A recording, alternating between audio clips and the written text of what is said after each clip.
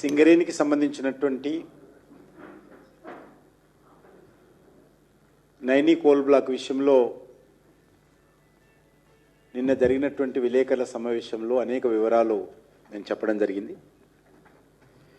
మళ్ళీ ఈరోజు కొంతమంది మిత్రులు పత్రికా విలేకరులు మరిన్ని వివరాలు కావాలని పదే పదే అడగడంతో ఈరోజు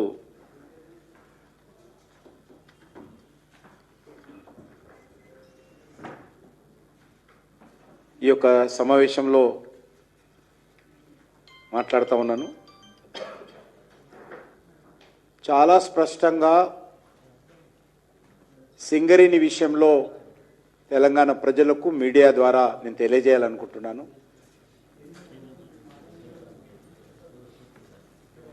సింగరేణి పైన ఏ రోజు కూడా కేంద్ర ప్రభుత్వం యొక్క ప్రత్యక్ష అజమాయిషీ లేదు. అది కాంగ్రెస్ పార్టీ ప్రభుత్వంలో కానీ గత 12 సంవత్సరాలుగా నేడు కేంద్రంలో ఉన్నటువంటి ఎన్డీఏ బీజేపీ ప్రభుత్వంలో కానీ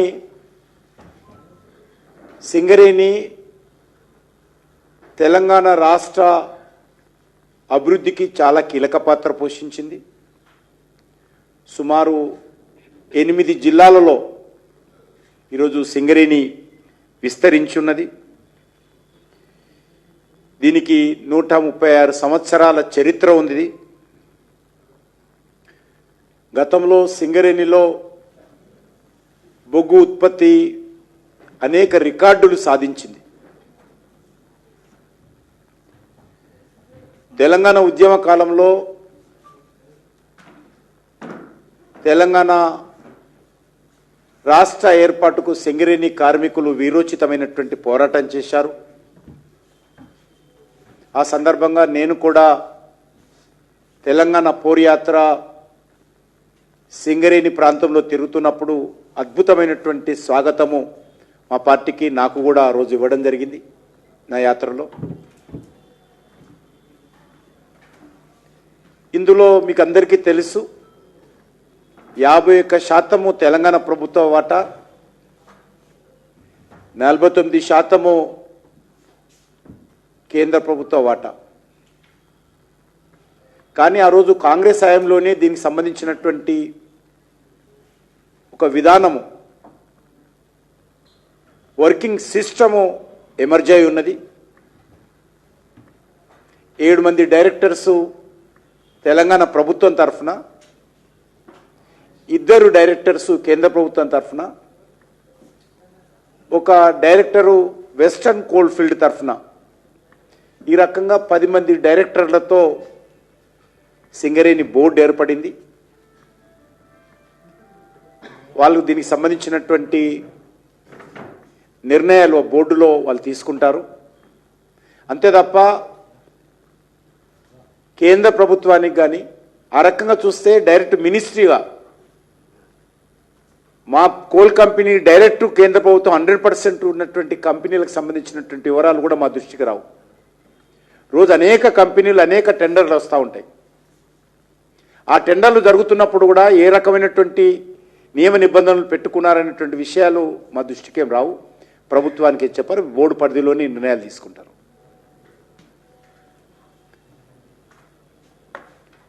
తెలంగాణ ఏర్పడిన తర్వాత దురదృష్టవశాత్తు సింగరేణి నష్టాల బాట పడింది.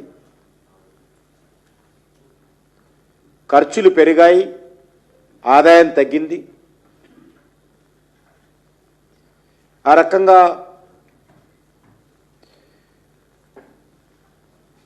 ఈరోజు సింగరేణి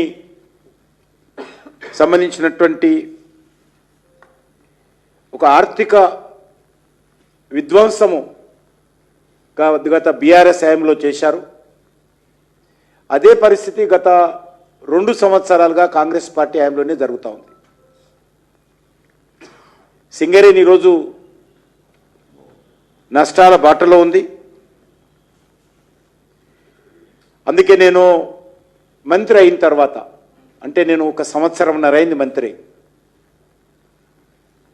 కోల్ మినిస్టర్గా మాకేం తెలియకపోయినా మాకేం చెప్పకపోయినా కూడా నేను కొంత వివరాలు సేకరించి సింగరేణి కాస్ట్ ఏ రకంగా తగ్గించాలి, ఖర్చు సింగరేణి ఏ రకంగా రక్షించుకోవాలనేటువంటి ఆలోచనతోటి ఒక కమిటీ నేను గతంలో ఏర్పాటు చేశాను.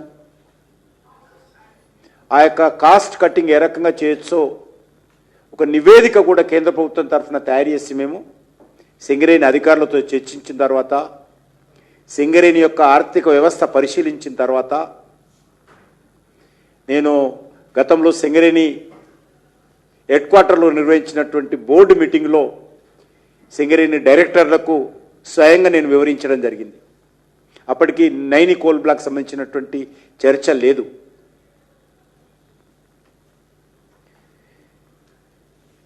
దురదృష్టం ఏంటంటే 10 సంవత్సరాలు పరిపాలించినటువంటి టిఆర్ఎస్ పార్టీ, కేసీఆర్ ఫ్యామిలీ పూర్తిగా సింగరేణి పైన అజమాయిషి చేసింది. బోర్డు నామకే వార్తగా ఉండేది. టెండర్ల దగ్గర నుంచి చిన్న చిన్న కాంట్రాక్టర్ వరకు కూడా కేసీఆర్ కుటుంబమే ఆదేశాలు జారీ చేసేటువంటి విషయాలు కూడా తెలంగాణ సమాజం అంతా చూసింది. ఈరోజు కార్మికులందరికీ తెలిసే విషయం, సింగరేణిలో పనిచేస్తున్నటువంటి ప్రతి కార్మికుడు కూడా టిఆర్ఎస్ పార్టీ, కేసీఆర్ కుటుంబము ఏ రకంగా జోక్యం చేసుకొని పెత్తనం చెలాయించిందో మనం చూశాం. టిఆర్ఎస్ పార్టీ ఎమ్మెల్యేల ఆఫీసుల్లో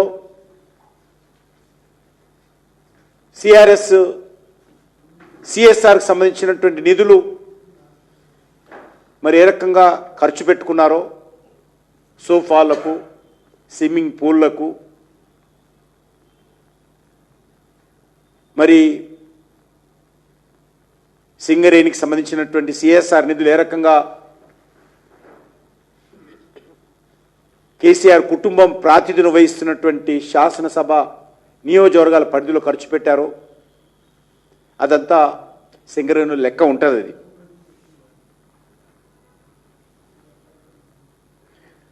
సింగరేణి సంబంధించినటువంటి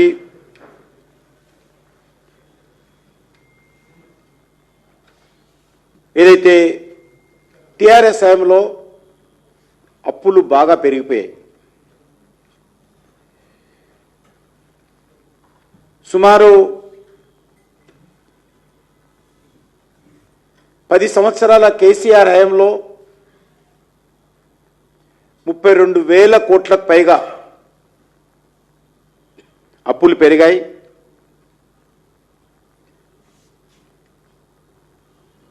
సింగరేణికి సంబంధించినటువంటి బొగ్గు కొనుగోలు చేసినటువంటి తెలంగాణ విద్యుత్ ఉత్పత్తి సంస్థలు జెన్కో వాళ్ళు కూడా డబ్బులు ఇవ్వడం లేదు.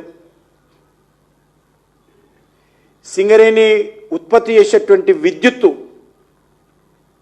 తెలంగాణ ట్రాన్స్కో తీసుకొని దానికి సంబంధించినటువంటి నిధులు కూడా సింగరేణికి ఇవ్వలేదు. ఇదంతా కూడా సింగరేణి కార్మికుల సొత్తు. సింగరేణి కార్మికులు తమ రక్తాన్ని చెమటగా మార్చి ప్రాణాలను పణంగా పెట్టి భూగర్భంలోకి వెళ్ళి పనిచేసి సంపాదించేటువంటి డబ్బు, ఈ యొక్క నల్ల బంగారం, ఈ రకంగా ప్రభుత్వాలు వారి కష్టార్జితం చూసి వచ్చినటువంటి బొగ్గు కానీ విద్యుత్తు కానీ డబ్బులు చెల్లించకుండా ఈరోజు ఈ 12 సంవత్సరాలు చూస్తే ఈరోజు వరకు సుమారు 47,000 కోట్ల రూపాయలు తెలంగాణ ప్రభుత్వము సింగరేణి కార్మికులకు ఇవ్వాల్సి ఉంది. 47,000 కోట్ల రూపాయలు. పరిస్థితి ఏ రకంగా అంటే డిస్ట్రిక్ట్ మినరల్ ఫండ్ అని ఉంటుంది. ఎక్కడైతే మైనింగ్ జరుగుతుందో మైనింగ్ కారణంగా అక్కడ చుట్టుపక్కల గ్రామాలు కానీ చుట్టుపక్కల ప్రాంతాలు కానీ ఎఫెక్ట్ అవుతే రోడ్లు వేయడం కోసం కానీ, మెడికల్ క్యాంపులు నిర్వహించడం కోసం కానీ, ఉపాధి అవకాశాలు పెంచడం కోసం కానీ, మౌలిక వసతులు కల్పించడం కోసం కానీ, ఆ ఎఫెక్టెడ్ ఏరియాలో ఖర్చు పెట్టడం కోసం డిస్ట్రిక్ట్ మినరల్ ఫండ్ అని ఉంటుంది. ఇప్పుడు పరిస్థితి ఏంటంటే ఆ డిస్ట్రిక్ట్ మినరల్ ఫండ్ కూడా ఇవ్వలేనటువంటి పరిస్థితి ఉంది. సుమారు 1500 కోట్ల రూపాయల జిల్లాలకు ఇవ్వాలి సింగరేణి, కానీ సింగరేణి డబ్బులు లేని కారణంగా జిల్లాలకు ఇవ్వలేదు. ఈరోజు మేము ఎప్పటికప్పుడు చెప్తా ఉంటాం కోల్ కంపెనీలకు, ప్రైవేట్ సెక్టార్లో కానీ గవర్నమెంట్ కంపెనీలకు కానీ పిఎస్యూలకు కానీ అప్గ్రేడ్ చేస్తుండాలి, టెక్నాలజీ అప్గ్రేడ్ చేస్తుండాలి, పాత మిషన్ల స్థానంలో కొత్త మిషన్లు పెట్టాలి, పాత వాహనాల స్థానంలో కొత్త వాహనాలు పెట్టాలి, ఇంటిగ్రేటెడ్ కమాండ్ కంట్రోల్ సిస్టమ్ ఏర్పాటు చేయాలి, అనేక మేము ఆదేశాలు ఇస్తుంటాం. కానీ సింగరేణిలో చేయలేనటువంటి పరిస్థితి, నిధులు లేక, న్యూ టెక్నాలజీ పెట్టలేక, పాత మిషన్లతో పనిచేసి కార్మికుల మీద అదనపు భారం వేస్తున్నది సింగరేణి కంపెనీ. కారణము నిధులు లేని కారణంగా. ఈ పాపం ఎవరిదని అడుగుతా ఉన్నాం. ఈరోజు అడ్డంగా మా ప్రెస్ కాన్ఫరెన్స్లో మాట్లాడడం కాదు, నేను ఈరోజు ఒకటే అడుగుతా ఉన్నాను. ఈరోజు సుమారు 12 ప్రైవేట్ కంపెనీలు రకరకాల పనుల మీద ఈరోజు సింగరేణిలో పనిచేస్తూ ఉన్నాయి. మరి టీఆర్ఎస్ టైంలో కూడా చాలా ప్రైవేట్ కంపెనీలకు వర్క్ ఇచ్చారు. ఇప్పుడు కాంగ్రెస్ వచ్చిన తర్వాత కూడా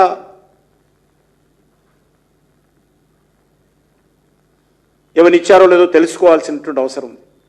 కానీ ఏ రోజు కూడా కేంద్ర ప్రభుత్వానికి ఎవరు ఎక్కడ పనిచేస్తున్నారో ఏ రోజు కూడా చెప్పరు. మాకు సంబంధించినటువంటి 2 డైరెక్టర్లు బోర్డు మీటింగ్ అయినప్పుడు కూడా మేము మా డిసెంట్ నోట్ ఇచ్చేసేవాళ్ళం. ఏదైనా అబ్జెక్షన్ రేజ్ చేస్తే మెజార్టీ వాళ్ళది ఉంటుంది కాబట్టి 7 2 కాబట్టి బుల్డోజ్ చేస్తూ నిర్ణయాలు తీసుకుంటారు. అది కూడా మాకేం చెప్పరు. మా మినిస్టర్ ఏ బోర్డు మీటింగ్లో ఏమవుతుందో నాకేం తెలుసుకోవాల్సిన అవసరం లేదు, నాకేం చెప్పరు. కానీ ఈరోజు జరుగుతున్న విషయం, గతంలో ఉన్నటువంటి సిఎండి రూల్స్కి వ్యతిరేకంగా 5 సంవత్సరాల వరకు చేయాలంటే 4 సంవత్సరాలు అడిషనల్గా చేయించారు. అప్పుడు కూడా మేము మా డైరెక్టర్స్ అబ్జెక్షన్ చేస్తే బుల్డోజ్ చేసి ఆయనను కొనసాగించారు. ఈరోజు కూడా టీఆర్ఎస్ ప్రభుత్వం పోయి కాంగ్రెస్ పార్టీ ప్రభుత్వం వచ్చిన తర్వాత కూడా ఇన్ఛార్జి సిఎండీలతోటే కాలం గడుపుతా ఉన్నారు. ఫుల్ టైం పర్మనెంట్ సిఎండి ఇంతవరకు అపాయింట్మెంట్ చేయడం లేదు. ఇదేదైనా మా బోర్డు మీటింగ్లో మేము రేజ్ చేస్తే అది మేము డిసెంట్ నోట్ ఇవ్వడమే తప్ప మేము చేసేది ఉండదు. ఎందుకంటే ఇది పూర్తిగా గత అనేక సంవత్సరాలుగా సింగరేణిలో రాష్ట్ర ప్రభుత్వం యొక్క పెత్తనమే, రాష్ట్ర ప్రభుత్వం యొక్క అధికారమే చెలామణిలోకి జరిగేది.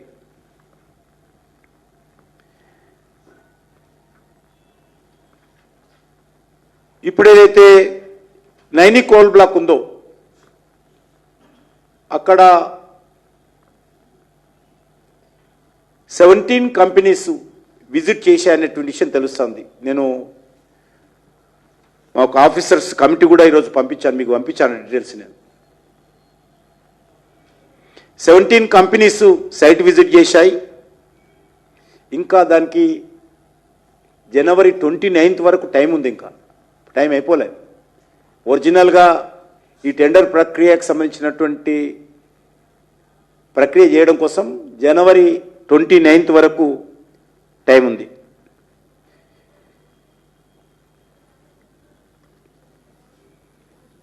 ఈరోజు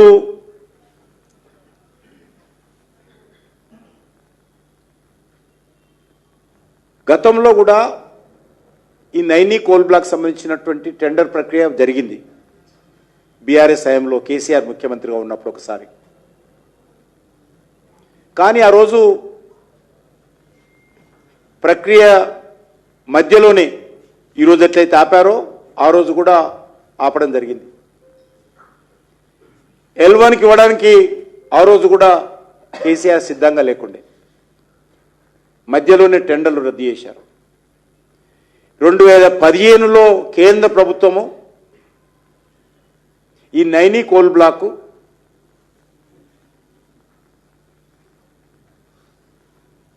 క్యాప్టివ్ మైన్స్ కింద, క్యాప్టివ్ మైన్స్ అంటే ఏదైనా ఒక కంపెనీకి ఉత్పత్తి అంతా కూడా పలానా కంపెనీకి ఇవ్వాలనేది.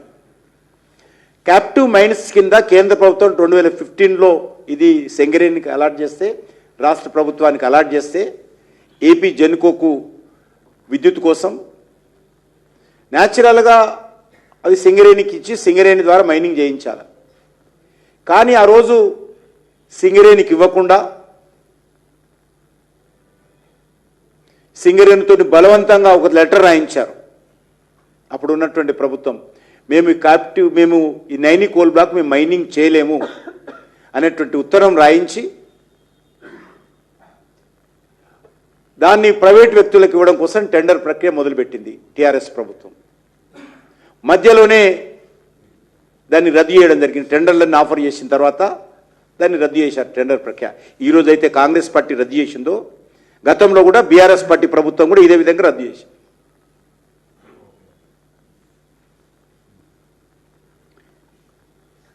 ఇప్పుడు కాంగ్రెస్ పార్టీ ప్రభుత్వము టెండర్ల ప్రక్రియలో ఒక కొత్త సిస్టమ్, అంటే గతంలో ఇటువంటి కొన్ని ప్రాంతాలు ఉన్నప్పుడు కూడా సైట్ విజిట్ అనేటువంటిది జనరల్గా పెడతారు.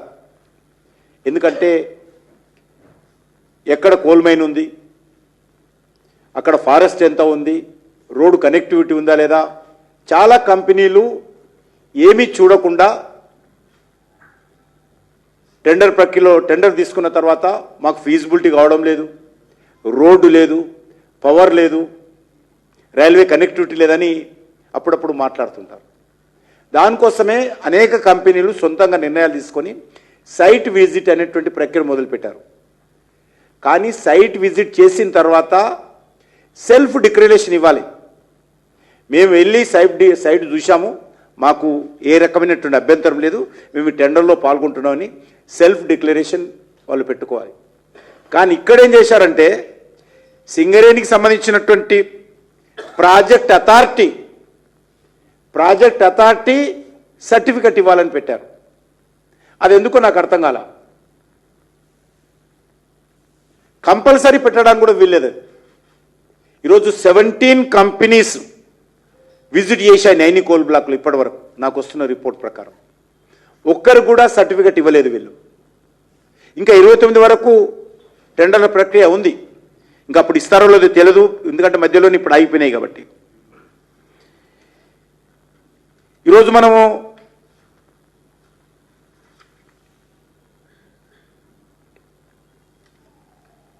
కేంద్రం మంజూరు చేసినటువంటి ఈ నైనీ కోల్ బ్లాకు మరి ఈరోజు సింగరేణికి రాకుండా మరి ఈరోజు ప్రైవేట్ వ్యక్తులకు అప్పగించేటువంటి ప్రయత్నం జరిగింది. గతంలో కూడా తాడిచెర్ల కోల్ బ్లాక్ కూడా కేంద్ర ప్రభుత్వము జెన్కో కేటాయించింది. జెన్కో కేటాయిస్తే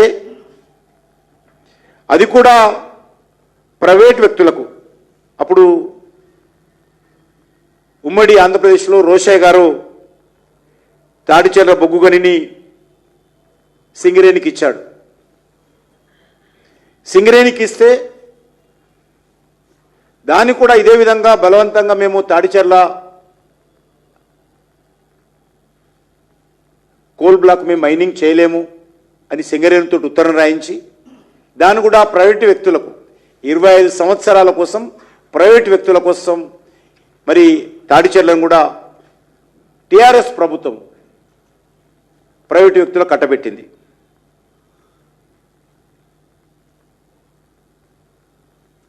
కాబట్టి ఈరోజు అనేక రకాలుగా రెండు పార్టీలు పోటీలు పడి సింగరేణిని ఈరోజు అనేక రకాల ఇబ్బందులకు గురి చేయడం జరిగింది. సింగరేణి రోజు ఫలితంగా ఆర్థిక సంక్షోభంలో కొట్టుమిట్టాడుతూ ఉంది. ఒక్కొక్కసారి జీతాలు ఇవ్వలేనటువంటి పరిస్థితి ఉన్నది. ప్రైవేటు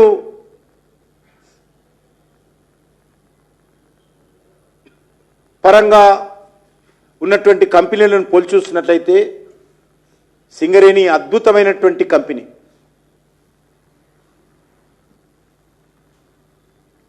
చివరకు సింగరేణి కార్మికులకు పిఆర్ఎస్ కూడా ఇవ్వలేనటువంటి పరిస్థితుల్లో ఉన్నాం. సింగరేణిలో ఉత్పత్తి అవుతున్నటువంటి బొగ్గు 50% రాష్ట్ర ప్రభుత్వానికి సంబంధించినటువంటి టీజీ జెన్కోకు సరఫరా చేస్తున్నాం. గతంలో ఉన్నటువంటి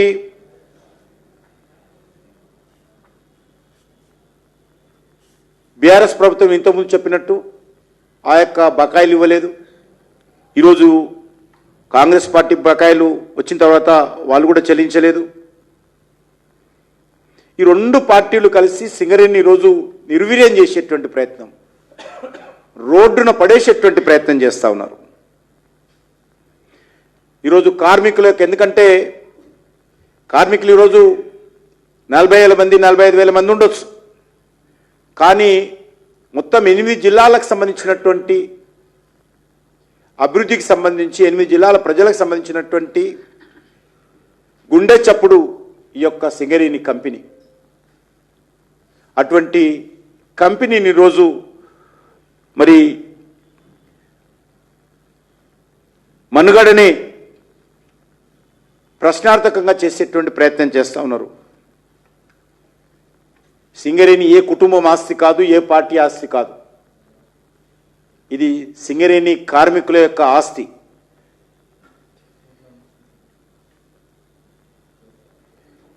దీనిపైన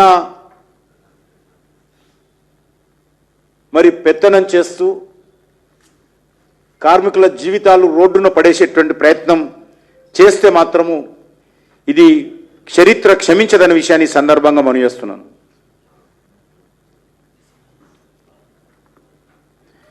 మనకందరికీ తెలుసు, గతంలో యూపీఏ హయాంలో మన్మోహన్ సింగ్ గారు ఉన్నప్పుడు 10 సంవత్సరాల్లో ఏ రకంగా బొగ్గు కుంభకోణాలు జరిగాయో మనం చూసాం.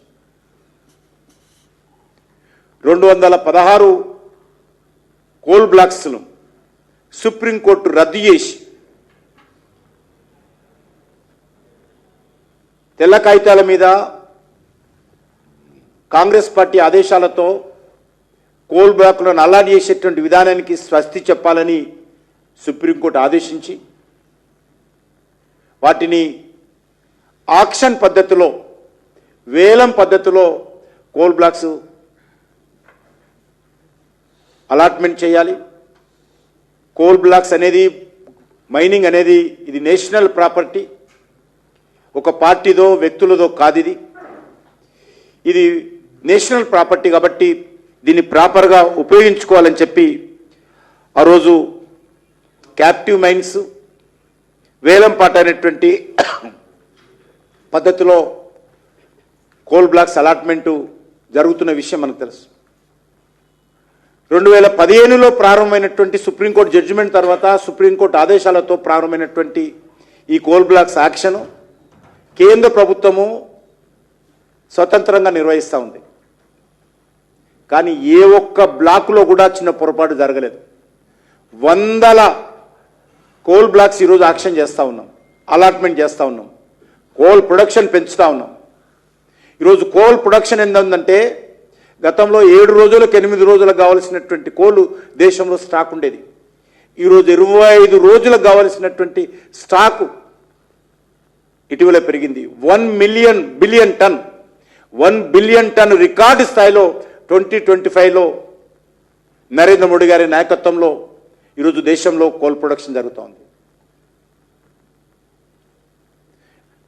బొగ్గు కొరత లేదు. దాని కారణంగా గతంలో బొగ్గు కుంభకోణం జరిగేది, బొగ్గు కొరత ఉండేది. ఆ రకంగా థర్మల్ ప్లాంట్లకు 40-50% కంటే ఎక్కువ కోలు సరఫరా అయ్యేది కాదు. దాని కారణంగా దేశంలో విపరీతమైనటువంటి విద్యుత్ కొరత ఉండేది. నాకు తెలుసు, నేను స్వయంగా ఇందిరా పార్క్ దగ్గర హైదరాబాద్ చుట్టుపక్కల ఉన్నటువంటి ఇండస్ట్రియల్ ఎస్టేట్లు, ఆ ఇండస్ట్రీలో పనిచేస్తున్నటువంటి కార్మికులు చేస్తున్నటువంటి ఆందోళనలో నేను కాంగ్రెస్ ప్రభుత్వంలో ఉన్నప్పుడు పాల్గొన్నాను. విద్యుత్ కొరత ఉండేది. ఈరోజు విద్యుత్ కొరత లేనటువంటి నూతన భారతాన్ని నరేంద్ర మోడీ గారి నాయకత్వంలో ఆవిష్కరణ జరిగింది. అది అగ్రికల్చర్ కావచ్చు, అది ఇండస్ట్రీస్ కావచ్చు, అది కమర్షియల్ సెక్టార్ కావచ్చు, డొమెస్టిక్ సెక్టార్ కావచ్చు. 74% విద్యుత్ ఈ దేశంలో బొగ్గు ద్వారా ఉత్పత్తి అవుతా ఉంది. 74% విద్యుత్తు బొగ్గు ద్వారా ఉత్పత్తి అవుతా ఉంది. ఎంత విద్యుత్ కావాలన్నా, ఎంత బొగ్గు కావాలన్నా కూడా ఈరోజు కేంద్ర ప్రభుత్వం కానీ మా కోల్ మినిస్ట్రీ కానీ సిద్ధంగా ఉంది. అంత అద్భుతంగా ఈరోజు మేము కోల్ బ్లాక్స్ యాక్షన్ చేస్తూ ఉన్నాం.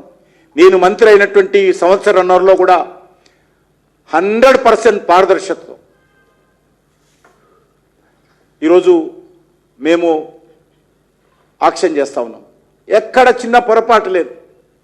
మీకు క్యాప్టివ్ మైన్ కింద ఈరోజు ఒక బ్లాక్ యాక్షన్ చేస్తే, యాక్షన్ చేసుకోని మీకు ఇస్తే రాష్ట్ర ప్రభుత్వం ఎంత హడావుడి చేస్తూ ఉందో, గతంలో బీఆర్ఎస్ ప్రభుత్వం కానీ ఇప్పుడు ఉన్నటువంటి కాంగ్రెస్ ప్రభుత్వం కానీ ఎన్ని రకాల తప్పటడుగులు వేస్తున్నారో స్వయంగా మీరందరూ చూస్తూ ఉన్నారు.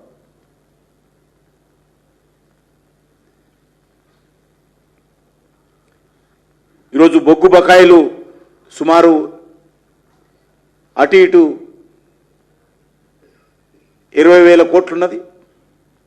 విద్యుత్ బకాయిలు అది ఆల్మోస్ట్ అదొక 27,000 కోట్ల రూపాయలు. ఆల్మోస్ట్ టోటల్ 47,000 crores పైన రాష్ట్ర ప్రభుత్వము సింగరేణికి ఇవ్వాలి, సింగరేణి కార్మికులకు ఇవ్వాలి, సింగరేణి కార్మికుల కుటుంబాలకు ఇవ్వాలి. సింగరేణి కార్మికులు చేసినటువంటి కష్టార్జితమైనటువంటి డబ్బు ఇది. దాన్ని ఈ రకంగా దారి మళ్లించి తొక్కిపెట్టి అధికార దుర్వినియోగం చేసి సింగరేణి కార్మికుల కడుపు కొట్టి వారి నోటికాడి కూలు లాగేసుకుంటే, ఈరోజు టెక్నాలజీ లేక, ఆధునీకరణ లేక అండర్గ్రౌండ్ మైన్స్లలో కార్మికులు ఇబ్బంది పడతా ఉంటే ఈ పాపము 2 పార్టీలదని ఈ సందర్భంగా మనవి చేస్తా ఉన్నాను.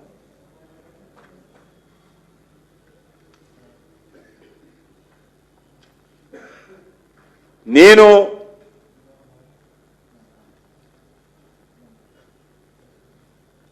బొగ్గు శాఖ మంత్రిగా బాధ్యతలు చేపట్టిన తర్వాత ఇదే నైని కోల్ బ్లాక్ సంబంధించినటువంటి అనుమతులు గతంలో మరి అక్కడ ఉండేటువంటి ఒరిస్సా ప్రభుత్వం, జేడీయూ ప్రభుత్వం అనుమతులు ఇవ్వకుండా ఆపేస్తే అక్కడ బీజేపీ ప్రభుత్వం ఎలక్ట్ అయిన తర్వాత మొన్న నేను వెళ్ళి స్వయంగా నేను మాట్లాడి నైని కోల్ బ్లాక్ మా సింగరేణికి లేదు, వచ్చినటువంటి కోల్ బ్లాకు మరి టీఆర్ఎస్ కారణంగా ఒకసారి టెండర్ అయితే రద్దయింది, ఇంకా కొంత స్టేట్ గవర్నమెంట్ క్లియరెన్స్ ఇవ్వాలి, సుమారు 643 హెక్టార్ల భూమి సింగరేణికి మీరు అప్పగించాలంటే పెద్ద మనసుతో ఒరిస్సా బీజేపీ ముఖ్యమంత్రి అంగీకరించి ఆ ల్యాండ్ అప్పగించిన తర్వాత దానికి టెండర్ వేస్తే ఈ తతంగం అంతా కూడా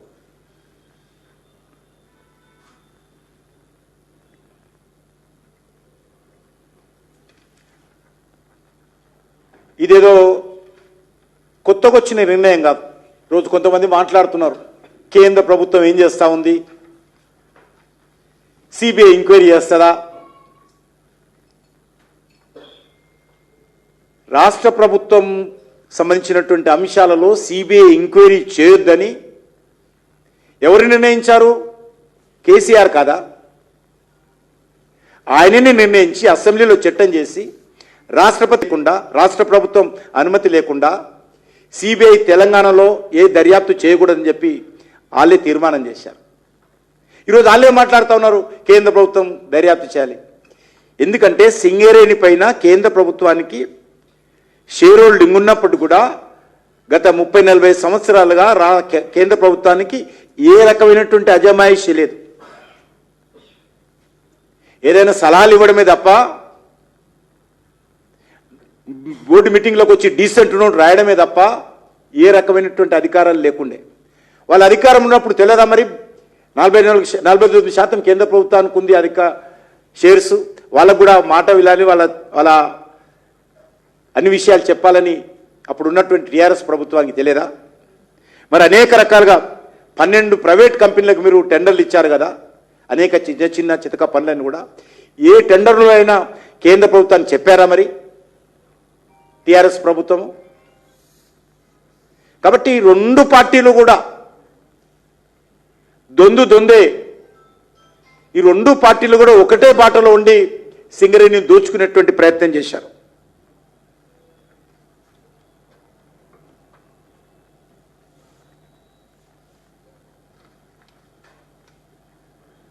వాస్తవంగా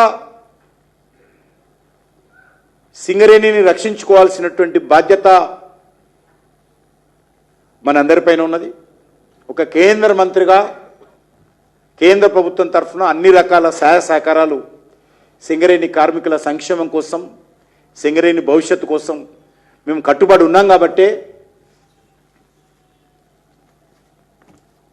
బిజు జనతాదళ్ ప్రభుత్వం బీజేడీ ఏదైతే ఉన్నదో ఆ ప్రభుత్వం పోయిన తర్వాత, మా ప్రభుత్వం వచ్చిన తర్వాతనే నేను స్వయంగా జోక్యం చేసుకొని నైని కోల్ బ్లాక్ మనం సింగరేణిని దృష్టిలో పెట్టుకొని నేను ప్రత్యేకమైనటువంటి చొరవ తీసుకొని దానికి క్లియరెన్స్ ఇప్పించాను. ఇంతకుముందే ఈ యొక్క ఇష్యూ రాకముందే సింగరేణిని రక్షించుకోవాలి, సింగరేణిలో ఖర్చు చాలా పెరిగిపోయింది, ఖర్చు తగ్గించాల్సినటువంటి అవసరం ఉంది. దానికోసం కూడా నేను మరి ఒక కాస్ట్ ఏ రకంగా తగ్గించవచ్చో ఏకపక్షంగా మనం చేస్తాను. ఏకపక్షంగా ఒక కమిటీ వేసి సింగరేణి, మా దగ్గర కొంత ఎక్స్పర్ట్స్ ఉంటారు మా కోల్ ఇండియాలో, ఆ ఎక్స్పర్ట్స్ అందరినీ పంపించి ఒక నివేదిక తయారు చేసి సింగరేణికి ఇచ్చాం. మీ దగ్గర కోలు ఖర్చు చాలా ఎక్కువ ఉంది, దీన్ని తగ్గించుకోండి అని చెప్పి నేను నా సొంతగా సలహా తీసుకొని ఆ రకంగా ముందుకు రావడం జరిగింది. ఎందుకంటే ఈరోజు వెస్టర్న్ కోల్ ఫీల్డ్ అని ఉంది నాగ్పూర్ హెడ్ క్వార్టర్గా. Western coal field Singareni coal company ఒకే రకమైనటువంటి ప్రొడక్షన్లో ఆల్మోస్ట్ ఒకే రకంగా ఉంటాయి. అక్కడ 1 టన్ను బొగ్గు ఉత్పత్తికి వెస్టర్న్ కోల్ ఫీల్డ్లో 1736 రూపాయలు ఖర్చు అయితే, 1736 రూపాయలు ఖర్చు వెస్టర్న్ కోల్ ఫీల్డ్ అవుతే, సింగరేణిలో 2878 రూపాయలు ఖర్చు అవుతుంది. అంత డిఫరెన్స్ ఉన్నది. 66% వెస్టర్న్ కోల్ ఫీల్డ్ కంటే సింగరేణిలో ఎక్కువ ఖర్చు అవుతూ ఉంది. అదేవిధంగా మా కోల్ ఇండియా కంపెనీ ఉంది డైరెక్ట్. మా కోల్ ఇండియా కంపెనీ చూసుకున్నట్లయితే గ్రేడ్ 11 కోల్ ఏదైతే ఉంటుందో అది సింగరేణి 4088 రూపాయలకు అమ్ముతా ఉంటే 1 టన్ను, అదే బొగ్గును అదే 1 టన్ను అదే 11 గ్రేడు వెస్టర్న్ కోల్ ఫీల్డ్కి సంబంధించినటువంటి 2491 రూపాయలకు అమ్ముతా ఉన్నారు. అంటే 4888 రూపాయలు సింగరేణి టన్నుకు పెడితే వెస్టర్న్ కోల్ ఫీల్డ్ 2491 రూపాయలకు మాత్రమే అదే సేమ్ గ్రేడు సేమ్ కోల్ అమ్ముతోంది. అదే మా సిఎల్ మా కోల్ ఇండియా దగ్గరికి వెళ్తే ఇంకా తక్కువ ధరతో అమ్ముతా ఉన్నాం. ఎందుకు చెప్తా ఉన్నానంటే ఈరోజు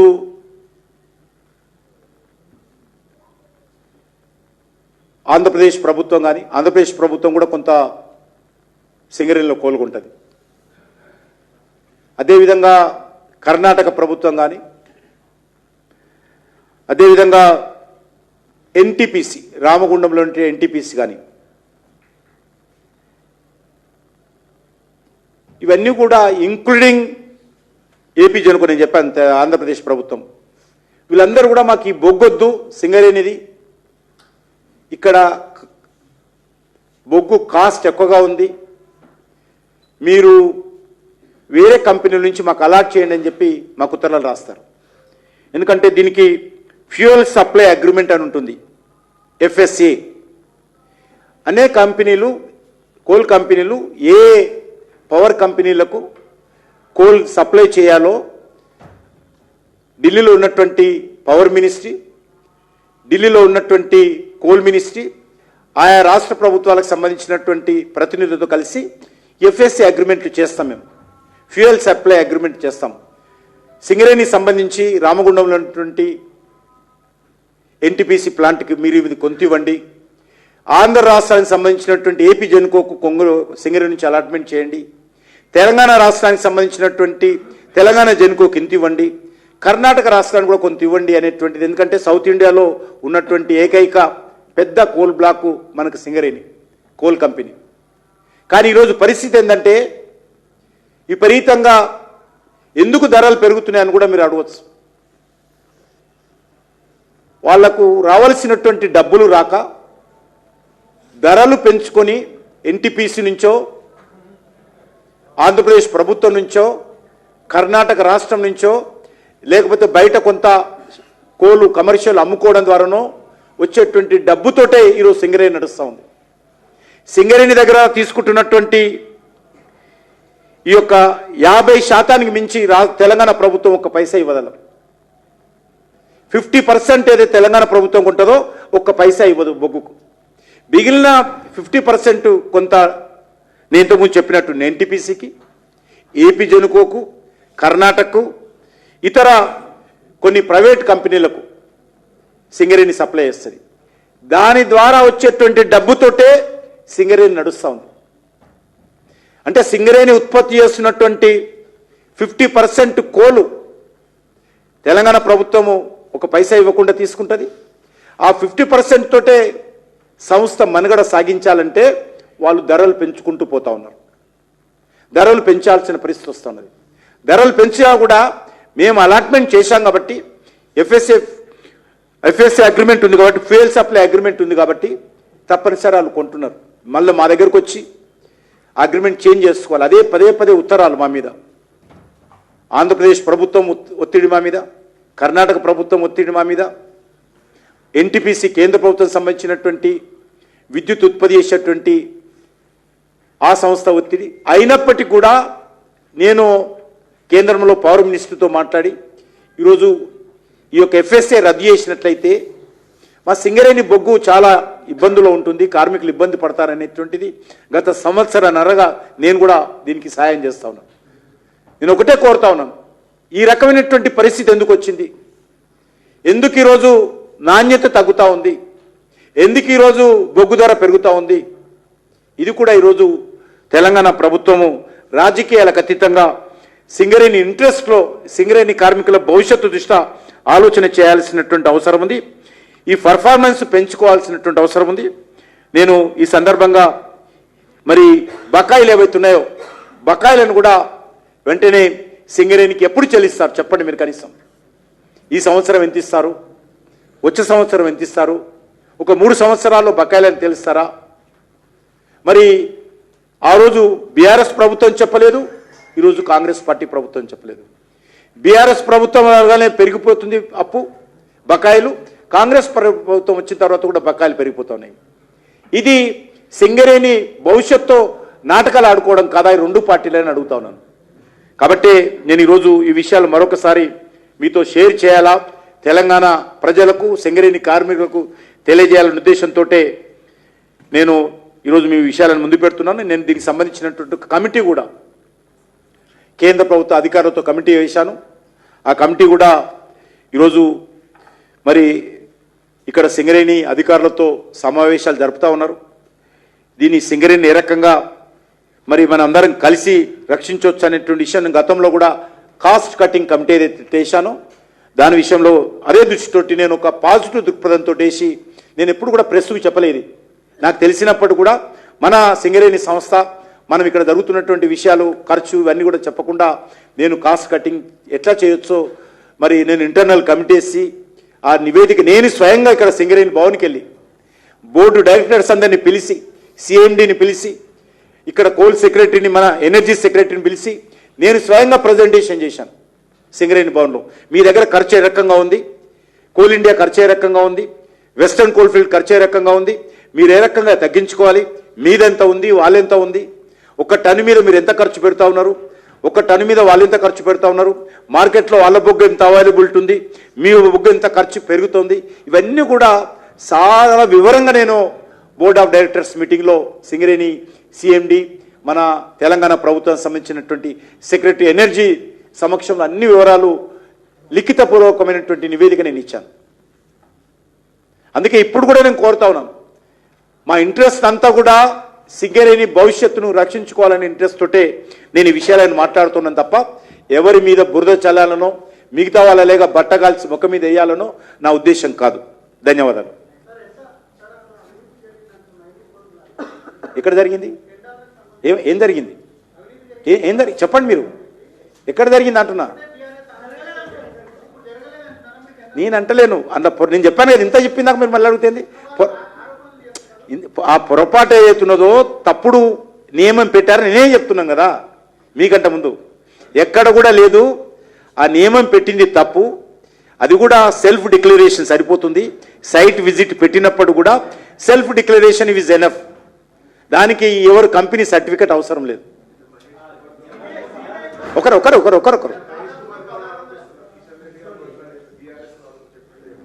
ఏం చెప్తున్నారు, నేనేం చెప్పినా, నేను కూడా ఆయనకి ఏమైనా తెలియకపోతే తెలుసుకోమనండి. నేను రమ్మంటే సెక్రటరియట్కి వస్తా, చెప్తా అన్ని విషయాలకు. ఏంది నేను చర్చని చెప్తున్నా కదా, ఇది చర్చ కదా. ఇప్పుడు మీ ముందు మీకు చెప్తున్నానంటే తెలంగాణ ప్రజలకు అందరు కలిసే చెప్తున్నా కదా, నేను దాచుకుంటున్నానా? మీ ద్వారా చెప్పడం అంటే ఇది తెలంగాణ ప్రజలకు బహిరంగ చర్చనే కదా ఇది కూడా.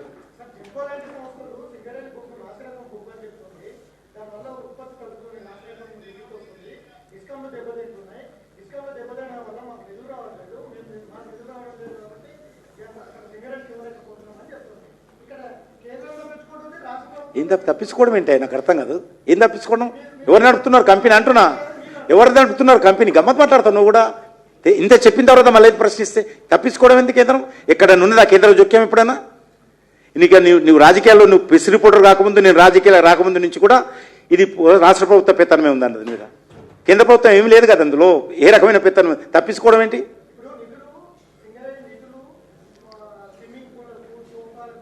నేనే చెప్తా కదా ఇప్పుడు. అవును, యాక్షన్ తీసుకోవాల్సింది ఎవరు? అదే కదా మరి. నువ్వు మళ్ళీ రెడ్డి వచ్చి మొదలుపెట్టే సామెత ఉంది నీది.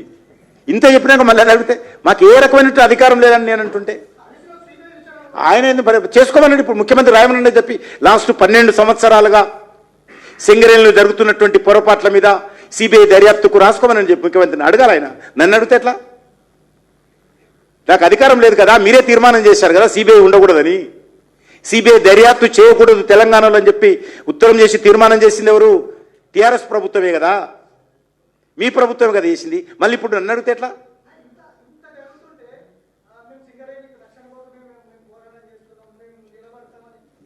ఏం చేయాలి? ఏం చేయమంటావు? ఏం చేయమంటావు చెప్పు. నువ్వు చెప్పు, నాకు సలహా చెప్పు ఏం చేయాలో. మీరు కూడా పత్రికా విలేకరులు కూడా కొద్దిగా ఆలోచించి ప్రశ్న చేయండి. నేను ఏదైనా తప్పు చెప్తే నన్ను అడగండి. ఏదో వాళ్ళు చెప్తుంది తీసుకొచ్చి పనికిరాని వాళ్ళు మాట్లాడి తీసుకొచ్చి నన్ను ప్రశ్నలు అడగండి. వాళ్ళు పనికిరాని వాళ్ళు, పచ్చి అబద్ధాలు. ఎందుకు చెప్తానంటే వాళ్ళలాగా కమిషన్లు తీసుకున్నటువంటి అలవాటు మాకు లేదు. వాళ్ళలాగా కమిషన్ల పేరుతో కరప్షన్ పాల్గొనే అలవాటు మాకు లేదు. ఏదైనా ముక్కుసూటిగా మాట్లాడతామో, ప్రజల కోసం పనిచేస్తాం. భారతీయ జనతా పార్టీ సిద్ధాంతం అది.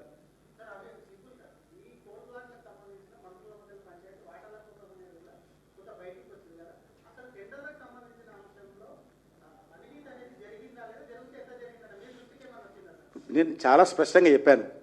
ఇప్పటివరకు మా ఆఫీసర్స్ ఎంక్వైరీ చేస్తున్నారు. అదే విషయంలో వచ్చారు ఈరోజు ఢిల్లీ నుంచి 2 ఆఫీసర్స్ నేశాను. ఆ వివరాలు కూడా మీకు పంపాను నేను. ఏం జరిగేదేంది?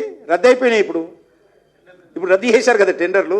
ఒరిజినల్గా జనవరి 29 వరకు దీని ప్రాసెసింగ్ కంప్లీట్ చేయాలి. మధ్యలోనే రద్దు చేశారు. ఎవరన్నారు?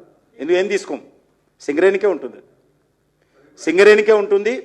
వాళ్ళు సరిగ్గా ఆక్షన్ చేయలేకపోతే రాష్ట్ర ప్రభుత్వం మాకు రాస్తే మేమే ట్రాన్స్పరెన్సీతో ఆక్షన్ చేసి మేము మరి సింగరేణికి ఇవ్వడానికి సిద్ధంగా ఉన్నాం.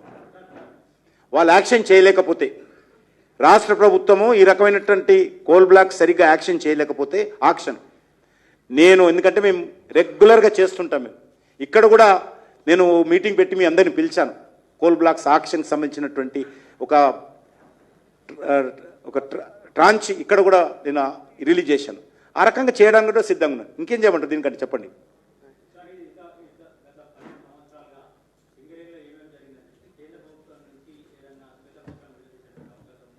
నేను చెప్తూనే ఉన్నా కదా, శ్వేతపత్రం మంత్రి చెప్తున్నాను నేను. ఇంకా ఒక మినిస్టర్ కంటే శ్వేతపత్రం ఇంపార్టెంటా మీకు? చెప్పినా కదా నేను ఇప్పుడు చెప్తున్నాను. తాడిచెర్ల విషయంలో ఏ రకంగా బలవంతంగా సింగరేణితో ఉత్తరం రాయించి సింగరేణికి రోషే గారు సింగరేణికి ఇచ్చాడు. ఏపీ జనుకో ఉండే రోషే గారు ఇస్తే దాన్ని ప్రైవేట్ వాళ్ళకి కట్టబెట్టింది ఎవరు? కేసీఆర్. కాబట్టి లేదు అంతకుముందే లేదు, మేము నిర్ణయించిన కమిటీని. మళ్ళీ అదే అంటే ఇంత అడిగితే మాకేం అధికారం లేదంటే తెలుసుకోవడం మీలాంటి వాళ్ళు ప్రశ్నిస్తారని నేను వివరాలు తీసుకొని మీకు ఇస్తున్నా. ఇది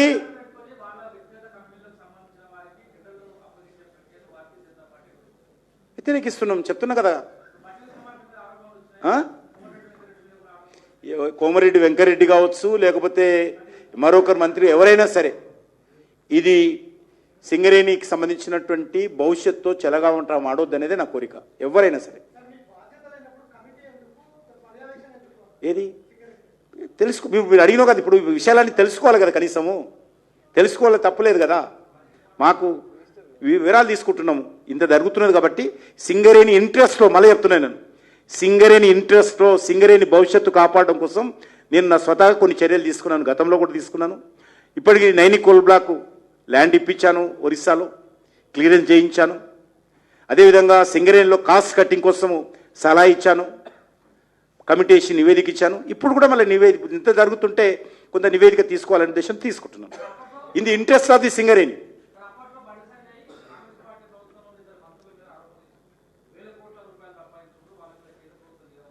ఏ విషయంలో బొగ్గుకే సంబంధం ఉందా? ఇప్పుడు అవన్నీ చాలా ఉన్నాయి. ఆ రకంగా చూస్తే కాంగ్రెస్ వాళ్ళ కథలు చాలా ఉన్నాయి. ఒకరొకరు చర్యలు ఏముంటే మళ్ళీ నువ్వు అదే అంటావు బాబు. లేవు కదా అధికారాలు, అదే కదా మరి, అదే అడుగుతాను. మీరు చెప్తే అధికారాలు రావు, రాష్ట్ర ప్రభుత్వం ఇస్తే అధికారంలోకి వస్తాయి. మీరు చెప్తేనో నేను అనుకుంటేనో కావు, నేను అనుకుంటే కూడా రాదు అధికారాలు. రాష్ట్ర ప్రభుత్వం ఇవ్వాలి అధికారాలు.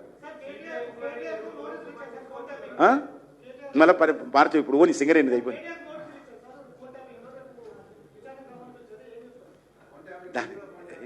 ఈ ఫోన్ ట్యాపింగ్ అంతా కూడా 2 సంవత్సరాలుగా డ్రామా నడుస్తుంది.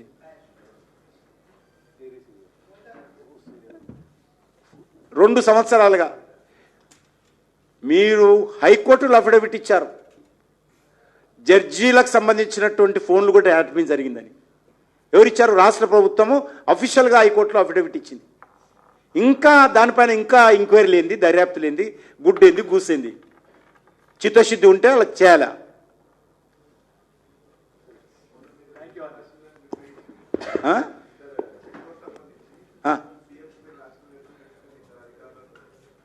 సంతోషం కదా. నేను కూడా అదే కోరిన. నేను రాజకీయం రాయలేము. నేను రాసిన ఉత్తరంలో ఒక పొలిటికల్ పదం లేదు. నేను అర్బన్ డెవలప్మెంట్ మినిస్ట్రీని కలిసినప్పుడు ఇంకా తెలంగాణ ప్రభుత్వం కమిటీకి సంబంధించినటువంటి పేర్లు ప్రతిపాదించలేదు. వాళ్ళు పేర్లు ప్రతిపాదిస్తే తొందరగా ఆ సమావేశం కూర్చొని ప్రక్రియ పూర్తి చేద్దామనేటువంటి విషయం చెప్పిండ్రు. అదే విషయాన్ని ముఖ్యమంత్రి గారికి రాశాను. వాళ్ళు మీటింగ్ కావాలి కదా, అదేమిటో రోజువారి పని నేను చూడను కదా. వాళ్ళిద్దరూ మన వాళ్ళిద్దరు కూర్చొని చర్చించి ఏ రకంగా ఈరోజు ఎల్ఎన్టీ నుంచి పూర్తి స్థాయిలో రాష్ట్ర ప్రభుత్వానికి మెట్రో బదలాయించాలి, నెంబర్ 1. దానికి సంబంధించినటువంటి బదలాయించిన తర్వాత రేపు ఈ కొత్త పాత కలిపి ఏ రకంగా మెట్రోను ముందుకు తీసుకెళ్ళాలి, నెంబర్ 2. ఆ రకంగా ఏ సంస్థల నుంచి మనం అప్పులు తీసుకోవాలి, రాష్ట్ర ప్రభుత్వము ఏ మేరకు తీసుకోవాలి, మేము కేంద్ర ప్రభుత్వం ఏ రకమైన స్థాయిలో వాళ్ళు చర్చించిన తర్వాత చేస్తాం. అందులో ఇంకా పూర్తి స్థాయిలో దానికి సంబంధించినటువంటి విధి విధానాలు రూపకల్పన జరగాలి. నేను జరపడానికి అన్ని రకాలుగా సిద్ధంగా ఉన్నాం. దాంట్లో ప్రాసెస్గా నేను రెగ్యులర్గా అర్బన్ డెవలప్మెంట్ మినిస్టర్తో మాట్లాడుతున్నాను. నాకు వచ్చిన విషయాలు రాష్ట్ర ప్రభుత్వం తెలియజేస్తా ఉన్నాను. రాష్ట్ర ప్రభుత్వం ముఖ్యమంత్రి గారు నేను రాసిన తర్వాత ఇద్దరు అధికారులను కూడా వేశారు. వాళ్ళు సమావేశం జరుపుకోవాలి, ఆ డేట్ అనుకోని సమావేశాలు జరుపుకోవాలి. సమావేశాలు జరుపుకొని మెట్రోకి సంబంధించినటువంటి పనులు స్పీడప్ కావాలని నాకు కూడా కోరిక ఉంది. ఎందుకంటే నా కాన్స్టిట్యున్సీ ఇది, సికింద్రాబాద్ హైదరాబాద్ సంబంధించి నా పార్లమెంట్ కాన్స్టిట్యున్సీ మెజార్టీ ఉంటుంది.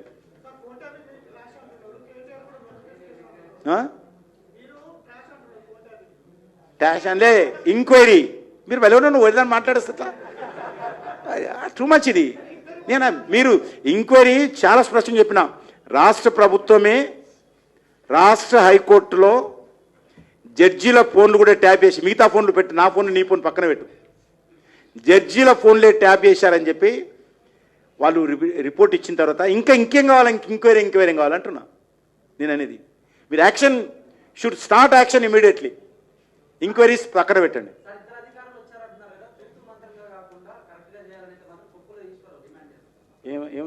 ఏం చేయాలి అలా అదే నా ఇంట్రెస్ట్ అదే శాశ్వతంగా దీని సమస్య పరిష్కారం కావాలంటే కూడా 12 సంవత్సరాలుగా జరుగుతున్నటువంటి 10+2 దర్యాప్తు జరగాల.